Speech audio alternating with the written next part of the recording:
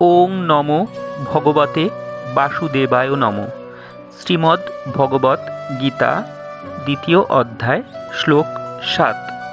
কার্পণ্য দোষ পহত স্বভাব পৃচ্ছামি ত্বাং ধর্মসম্মূঢ় চেতা যচ্ছ্রেয় সন্নিশ্চিতং ব্রূহি তন্মে শিষ্যস্তেহং সাধিমাং ত্বাং প্রপন্নম। অর্থাৎ কার্পণ্যজনিত দুর্বলতার প্রভাবে আমি এখন কিংকর্তব্য বিমূঢ় হয়েছি এবং আমার কর্তব্য সম্বন্ধে বিভ্রান্ত হয়েছি।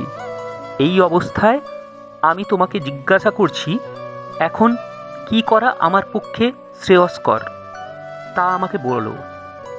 এখন আমি তোমার শিষ্য এবং সর্বতোভাবে তোমার শরণাগত। দয়া করে তুমি আমাকে নির্দেশ দাও।